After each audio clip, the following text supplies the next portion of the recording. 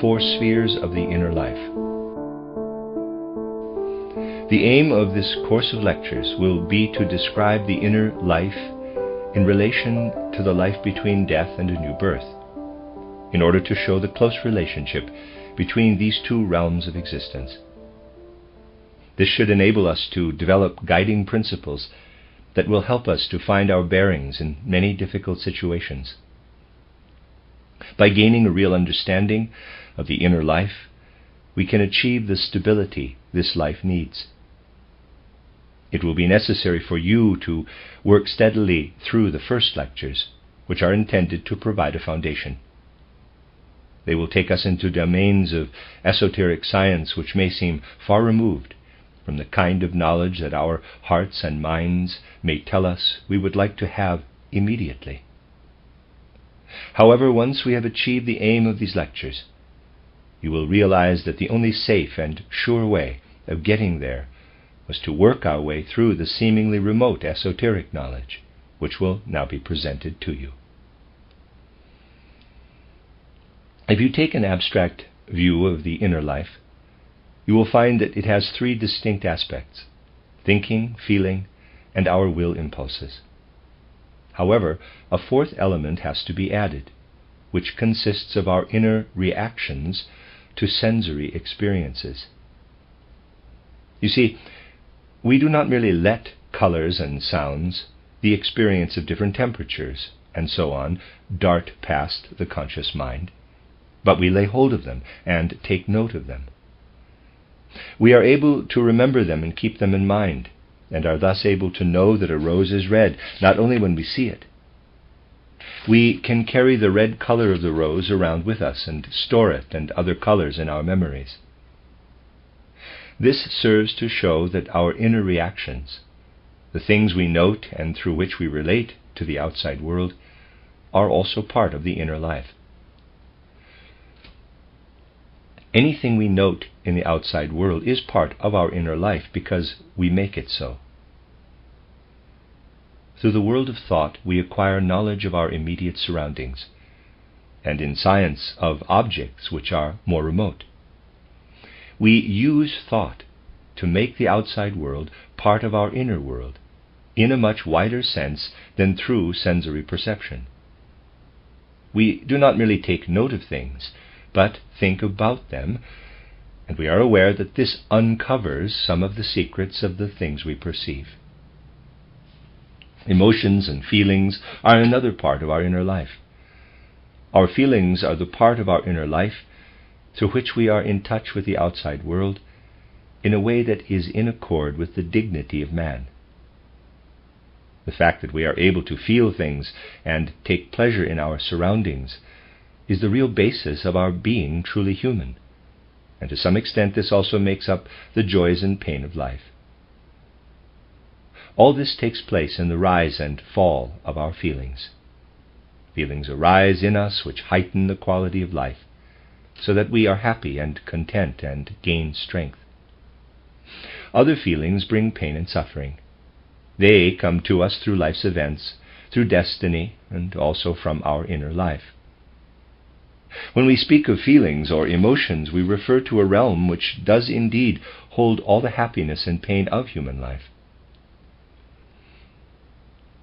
The fourth element, the will, is something which makes us of value to the world. It makes us part of the world, so that we do not merely live in our own perceptions and feelings, but are able to leave our mark on the world.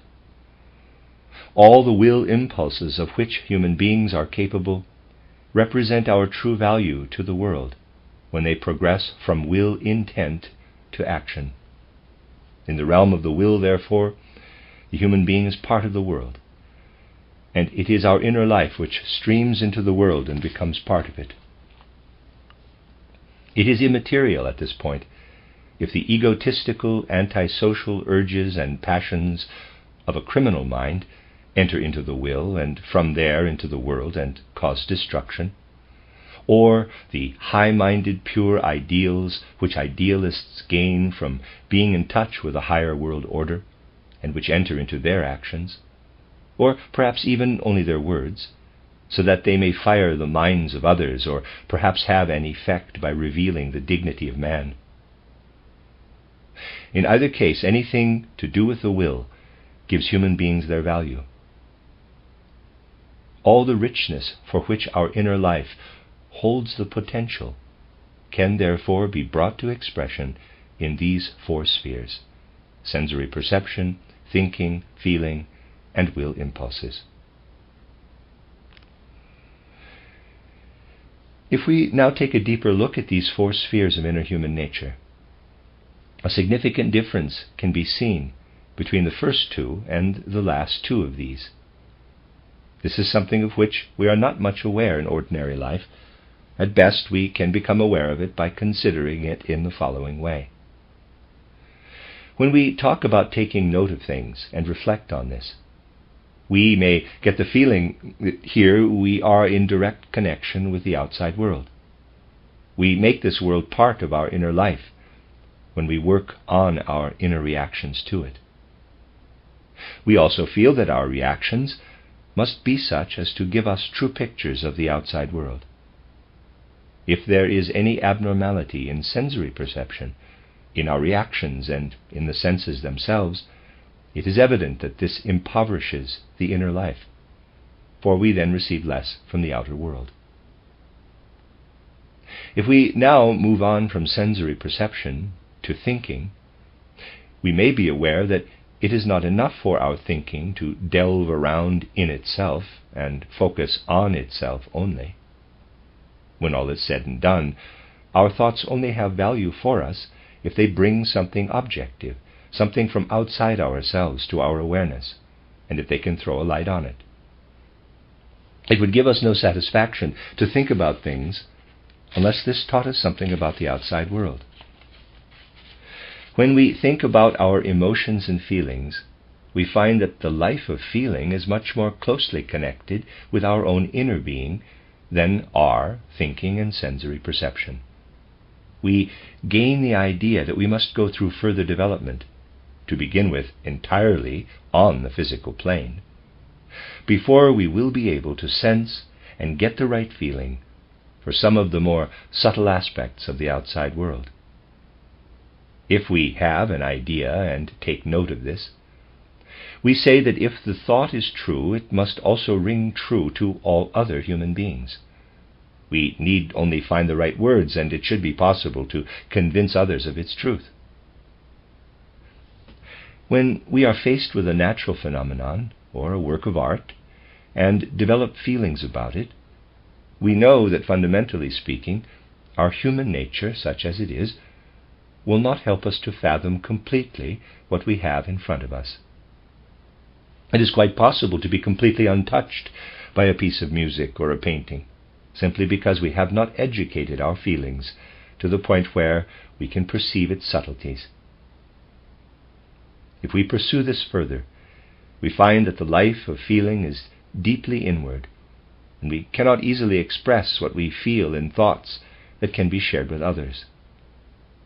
In the life of feelings, we are always on our own, though we also know it to be a source of a particular inner richness and real inner development, exactly because it is highly subjective and cannot enter directly into outside objects, at least not the way it is.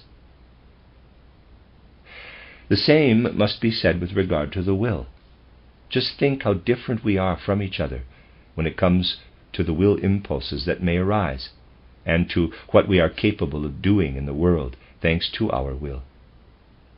Human actions come in such rich variety, exactly because one of us intends to do one thing and another one something different. Think of the joy we feel when we have found someone who inwardly, purely subjectively, has come to the same point of view in the realm of feelings as we ourselves. Someone whose feelings allow him to make some of the more subtle aspects of the outside world his own, in such a way that his understanding of it is quite independent of us, and yet also connected with us. The quality of life is enhanced by such companionship. The life of feeling is an inward one, yet it is possible for two people to harmonize in their feelings. There cannot be two will impulses directed to one and the same objective. That is, two people who want to do the same thing at the same time. Two wills cannot unite in a single objective. Only one of us can grasp the handle that will turn the machine, and if someone gives us a hand, the part we do out of our own will is only half of the whole job that has to be done. We do our half, and the other person is doing the other half. Two will impulses cannot unite in one objective. We can be part of a common world through the will, but this happens in such a way that each of us is a single individual because of the will. We see, therefore, that the will constitutes the whole individual value of a person, and from this point of view it is the most inward part of us. Perception and thought are therefore more on the outside of our inner life, whilst feeling and will are the most deeply inward, and indeed our essential inner nature. Another difference emerges when we consider these four spheres of the inner life in a perfectly ordinary and non-esoteric way. As we perceive the world around us, we are bound to say to ourselves, perception does bring the world to us, but always only from a single point of view. The part of the world we are thus able to make part of our inner life is extremely limited, and it is always dependent on place and time. It has to be said that sensory perception provides only the smallest part of all we divine the world to be. With regard to our thoughts, we have the feeling that no matter what efforts we make, there are always further steps to be taken. Our thinking can always lead us on and on. In short, we realize that the world is there outside, and with perception and thinking, we can only make a tiny portion of it our own. It is different with feeling, for here we say to ourselves, what infinite possibilities of feeling, of joy and sorrow, are there within me? What could I not bring forth from the depths of my soul? And if I did so, my feelings about the world would be much finer and of a higher order. With regard to perception and thought, we feel we can only gain access to a very small part of the rich abundance the world has to offer. With regard to feeling, we have to realize that there are infinite depths, and if we were to be able to draw on these, our feelings would be ever richer and richer. We can only draw on a minute part and transform this into actual feeling. This also applies to the will, and to a far higher degree. Let me mention just one thing. Think of how much we are aware that in our achievements we fall far short of our true potential. We realize, therefore, that perception and thinking bring only part of the outside world into our inner life, and that our feeling and will impulses are only part of what lies deep down in the soul. The four spheres of the inner life thus fall into two categories: perception and thinking on the one hand, feeling and will on the other. Quite a different light is thrown on these four spheres when we try to bring esoteric insight to bear on the insights we have gained. We know that at night, when we are asleep, the connection between the ego and the astral body on the one hand, and the physical and etheric bodies on the other hand, is different from the connection which exists when we are awake. In the daytime, physical body, ether body, astral body, and ego may be said to be coupled together in the normal way. During sleep, the connection is loosened, with the astral body and the ego outside the sphere of the senses and of thinking. In other words, the whole sphere of the instruments of consciousness. To begin with, therefore, the darkness of night spreads over normal consciousness, and unconsciousness takes its place. If individuals strengthen their inner faculties by esoteric exercises, so that the entity of soul and spirit, which is unconscious and outside the body during the night, gains the faculty of spiritual perception and cognition, and if they genuinely experience this entity of soul and spirit as their human nature, a new spiritual environment opens up to them, just as we have a physical environment around us when we are using our senses and the brain as our instrument of thinking. The world of the spirit we are then able to observe is by no means the same on every occasion. People can take on the role of spiritual investigator at different times and in different ways. The investigator's purposes or intentions, what they desire to know, will always be a factor in what they perceive in the spirit. I do not mean the conscious purpose, but the more unconscious and instinctive purpose. If we leave the body, for instance, to make contact with someone who has died, this purpose will affect the whole field of our spiritual consciousness. We shall be blind to anything that has no connection with this purpose.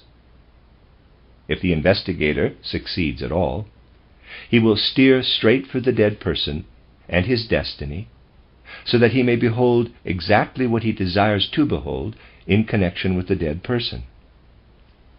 The rest of the spiritual world goes unnoticed.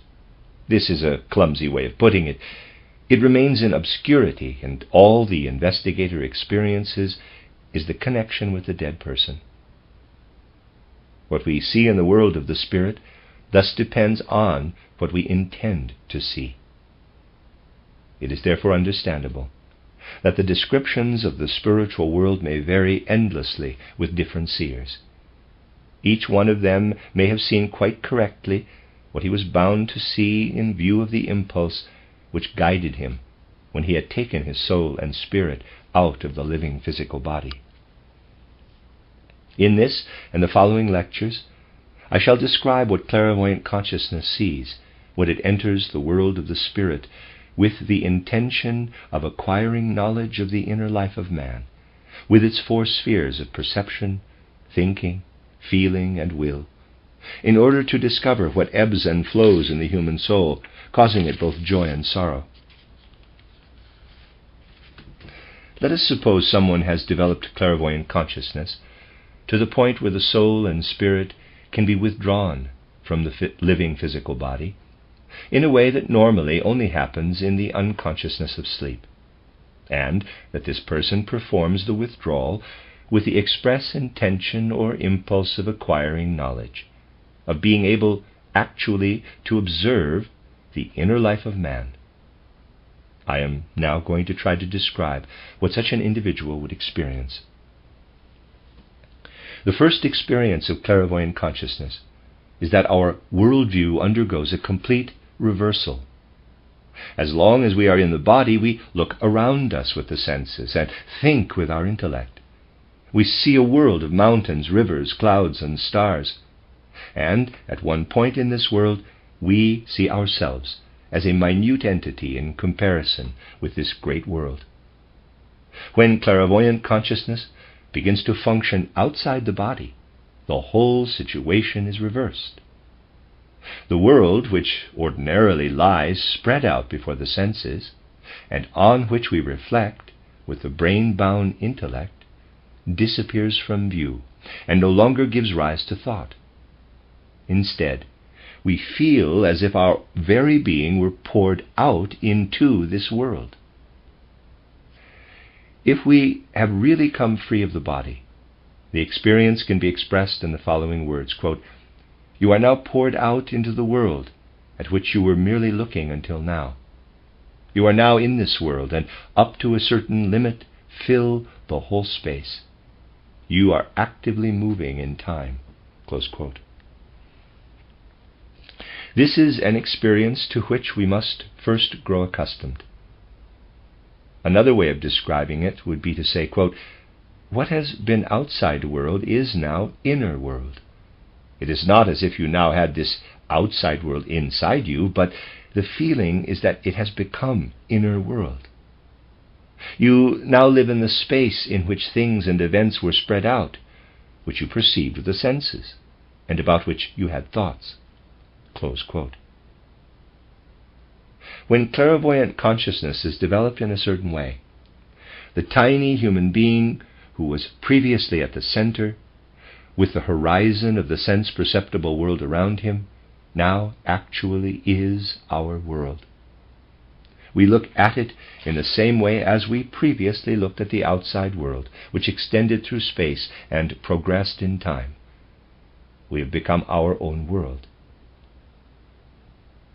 Just think what a reversal of the human way of seeing the world it is, when what we called capital I before, and which definitely was not the outside world, has now become the world outside, with everything tending toward it. It is as if from every point in space you were looking toward a single center, and there see yourself. It is as if you were swimming forward and backward in time, and at one particular point in one wave in the stream of time, you find yourself. You have become your own world. This is the first impression received when clairvoyant consciousness is used with the aim, again I emphasize this point, the express aim of acquiring knowledge of the inner life. It is strange. You go out of the body because you want to learn about the inner life, and the first thing you meet is the human form itself. But how this form has changed! It is something which cannot be said often enough. If your intention as you go out of the body is to acquire knowledge of the inner life, then everything I am now going to tell you will happen, though of course it does not always have to be like this when people become clairvoyant. How different the human form now appears! You know that you are looking at your own self. This is the you which you previously experienced from inside, in your skin and your blood. Now you are outside. To begin with, you will only see the outer form, though it has been transformed. The eyes, or what used to be the eyes, shine like two suns. These are, however, inner suns, vibrant with light, sparkling and gleaming, with the sparkling light coming up and fading away again, suns which radiate light. This is how the eyes appear in the changed human form. The ears begin to sound in a way. You will not see the ears which can be seen in the physical world, but you will feel that there is sound. The whole of the skin shines with a radiance which you are able to feel rather than actually see. In short, the human form appears to you as something which gives out light, sound, magnetic and electric emissions, and radiation. These are clumsy expressions, however. That is precisely because they are taken from the physical world. When we first achieve clairvoyant experience, therefore, the world lying before us is the human being, radiant with light. The whole of the skin can be felt to be radiant, the eyes seen, the ears heard. We then know we have seen the physical body whilst outside the body, and that this is how it presents itself from the vantage point of the spirit. If we then try and become inwardly active whilst out there, outside the body, and enter into an activity which may be compared with reflection, it is different from ordinary thinking, for we are developing creative inner powers. We see something more in this radiant body. We see powers moving in it like a kind of circulating energy. And we then know that this is the life of thought seen from outside, and that this life of thought is part of the ether body. We see the ether body as an actively moving thought life. It is like dark circulating waves, a spiritual blood circulation. Dark waves give the body of light a strange appearance and force us to realize that we are now seeing from outside how the ether body is welling and boiling in the physical body. Outside the body, therefore, we come to realize that there truly is a physical body and an ether body, and we come to know what they look like when seen from outside. It is possible to increase our inner powers even further. If only the things I have just described could be perceived, we would see ourselves as rather strange creatures in the world of the spirit. We would seem to be like creatures who are able to gain impressions of the outside world, but are quite unable to feel anything inside. Yet something equivalent to feeling on the physical plane can also awaken when we are outside the body. It is not the kind of feeling we have when we are in the physical body, but something equivalent to this. Previously, the experience merely was, quote, "You are in space and move in the waves of time. You are in the space in which you previously saw people, creatures, and events, and you are in the flow of time in which you were perceiving with the senses." Close quote. When, however, the inner potential, which is equivalent to feeling, is awakened outside the body, the soul begins to grow into a knowledge that makes all kinds of things come to light out there. And we not only feel as if spread out through space, but perceive something which is in this space, something real that moves in the stream of time. We no longer see what we formerly saw by means of the body and its organs as we looked out on the world, but find ourselves in the inner reality of this outside world, in the spiritual reality that is alive and active in it. It is as if the space in which we formerly felt ourselves to exist was filled with countless stars, all in motion, and ourselves among them. We then know that we are experiencing ourselves in the astral body, whilst outside the physical body, and that the world in which we merely felt ourselves to be has a content which now comes to life. If we then look back at the radiant body with the dark thought circulation of the ether body, which we saw before, the physical body we have left behind appears different to us the moment we concentrate on the star life of the astral body. The difference may be expressed as follows, quote, "You are able to concentrate and look back on yourself, and you see the radiant body and the ether body of thought. But when you are able to concentrate on yourself in such a way that a world of stars, which you know you fill completely, comes to life in you, and if you then look back to the physical body, which you have left behind, the radiance and the circulation of thoughts may cease." Close quote. This is something which can be done at will, and the image which then arises is the image of our own true nature. It shows itself, there is no other way of putting it, as our personified karma. We human beings have something in us that is as if rolled up inside us, and from which we create our particular destiny. Our destiny, our karma, now stands before us. And as we look at it, we know, quote, "This is you, but it is you in your true inner moral nature, you yourself, as you are in the world as an individual." Close quote. And then another consciousness arises. This has something very oppressive about it. We see the whole of our personified destiny in such a way that we feel it to be intimately connected with our body and its earthly constitution. We come to the immediate realization that our muscles and the whole muscular system are a creation of this destiny of ours. And now comes the moment when we realize how different Maya is from truth. As long as we are on the physical plane, we believe that the muscular system consists of fleshy muscles, when in reality they are crystallized karma. Their composition, right down to the subtlest chemical level, is such that we carry our crystallized karma in our muscular system. It needs spiritual vision, however, to realize that when a person has, for example, used his muscles to proceed to a place where he then had a misfortune, this happened because there is an inherent spiritual power in his muscles, which took him of its own accord to the place where he met with misfortune.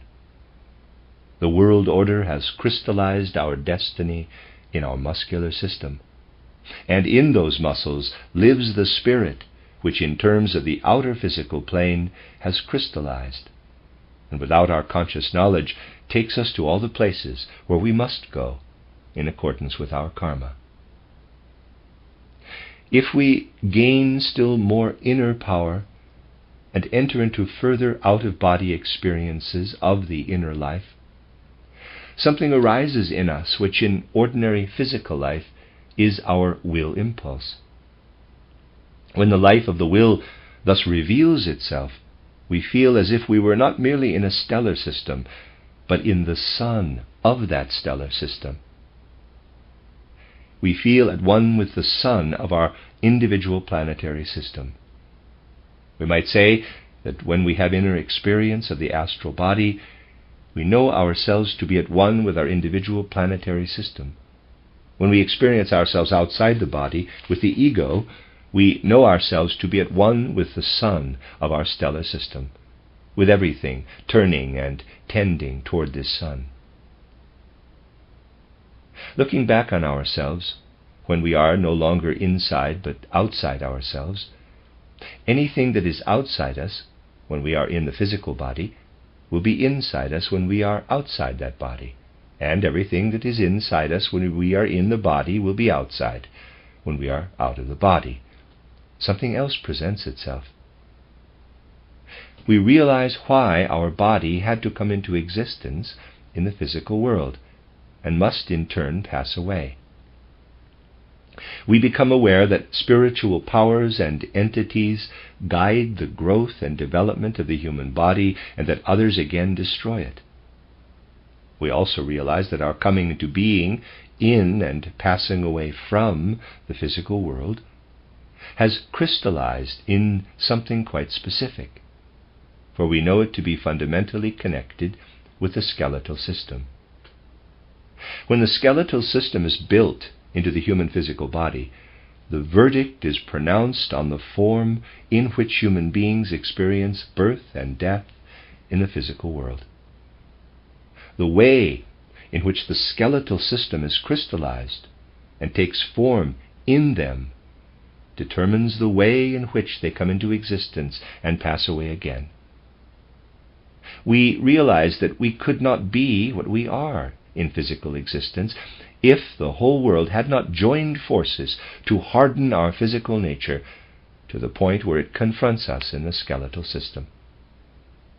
In this system, strange as it may seem, we come to revere the universal powers that rule the cosmos, powers which find their representation in all the spiritual entities concentrated in the life of the sun.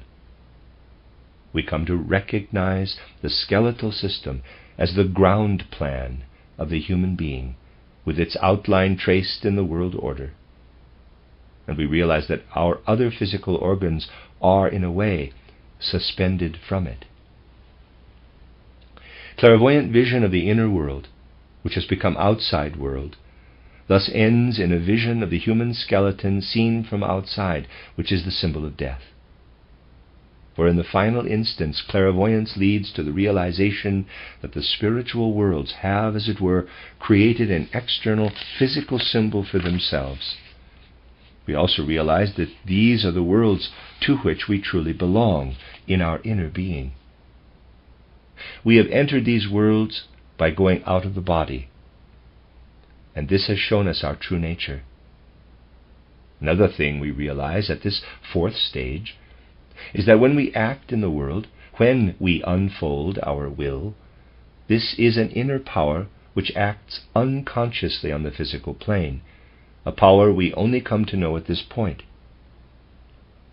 We now realize that when we take a single step forward, using the mechanics of the skeletal system, cosmic forces are involved in the process. And we only find ourselves truly in these forces when we experience our inner nature at this fourth stage, outside the body. Think of someone going for a walk, moving his limbs with the aid of skeletal mechanisms. The individual imagines he is doing this simply to suit himself. But it needed the whole world to provide the powers which enable us to use the mechanisms of the skeletal system for taking a walk. And the whole world had to be filled with the divine and spiritual forces which we only get to know when we have reached this fourth stage. the divine and spiritual cosmos lives in every step we take. We may think it is we ourselves who put one foot before the other, but we would not be able to do so if we did not live in the spiritual cosmos, the divine world. As long as we are in our physical bodies, we use our eyes to look all around us, and we see the mineral world, the plant world, the animal world. We see mountains, rivers, oceans, lakes, clouds, sun, moon, and stars. All these have an inner reality which we enter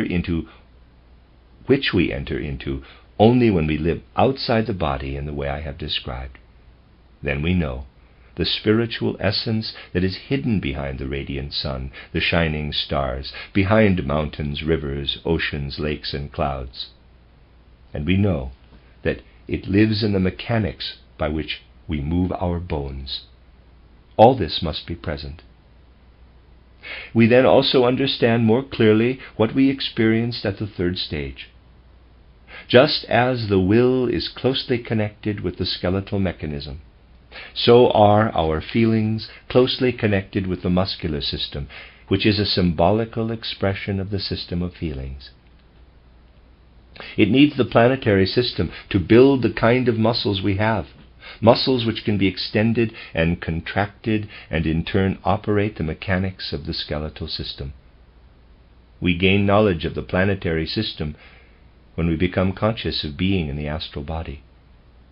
The whole planetary system lives in our muscles, just as the whole cosmos lives in the skeletal mechanics. The corresponding situation relating to our thoughts and sensory perceptions will be discussed in later lectures. Spiritual insight reveals such things to us, and we can see that it not merely gives us thoughts and ideas, but becomes part of the whole of our inner life, so that we may truly know ourselves and become different people in the whole way in which we feel and think. If you accept the things that have been described as the experience of clairvoyant consciousness, and let them come alive in your heart and mind, and if you then gather it all together, how can we describe in a few short words the inner feeling for life that quickens in us when we know the results of clairvoyant investigation?